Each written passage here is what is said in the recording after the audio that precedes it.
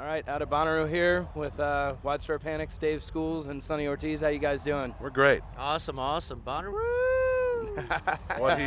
What he said. There you go. Many years of yelling that for you guys at this point, huh? Yeah. You were, first one out here, 10 years ago, and now we're back at it again. It's awesome. The fans, the bands, the staff. Everybody just does a great job out here. It's great weather. You can't beat it. A lot of good things have happened here. Absolutely. Can you take kind of a step back to 10 years ago, taking the stage at the first Bonnaroo, where your heads were at, what you were seeing ahead, and where the band was at as well?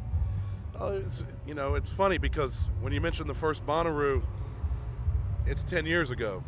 And that means it's also 10 years ago for us. So we're celebrating our 25th anniversary right now while Bonnaroo's celebrating their 10th.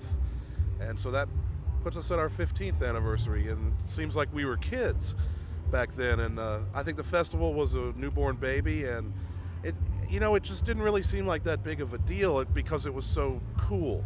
It was like everybody was really surprised that it was such a success. But then when you look back at it and you look at the lineup and the way they did everything, it's kind of a no-brainer that it was a success. And as a festival, they've made great strides and evolved over 10 years.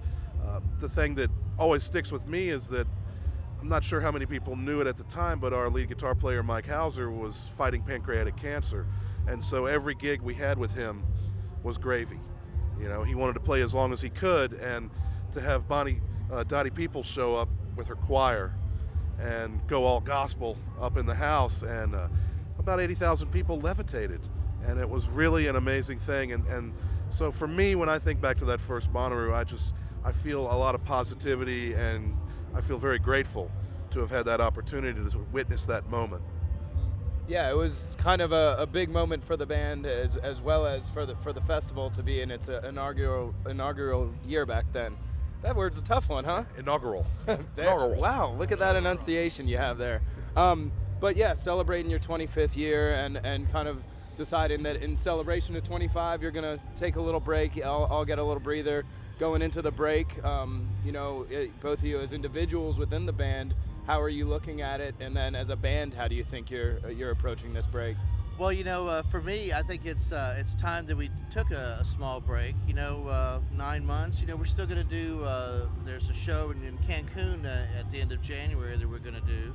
So, I think it's a well-deserved break. We really haven't had an official break like this. In 2004 we had one, but I think it's time. We kind of regroup. Come out with some new material, and just go with the punches like we always have. The fans. They're respective of our time. So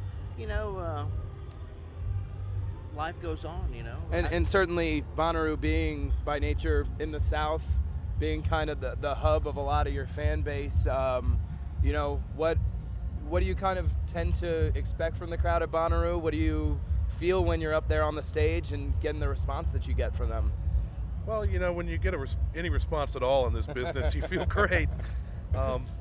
We know that there is a certain element of our fan base out here, but this is a Bonnaroo crowd. Right. And sure, our fan base, that shared musical lover fan base, the people that go through hell and high water to hear live music, are a part of it, but the evolution that the festival itself has made and the acts they've acquired over the years, Metallica, Radiohead, Tool, Eminem, Jay-Z, Stevie Wonder, Mavis Staples, it's like he said, you ought not to miss this thing. Mm-hmm. You really shouldn't, because you can live in a huge urban area like New York or London and not see all of these acts in 1 year. Here you can see them in 4 days. If you come to the festival every year, you've about seen some of the most important music in the history of rock and roll.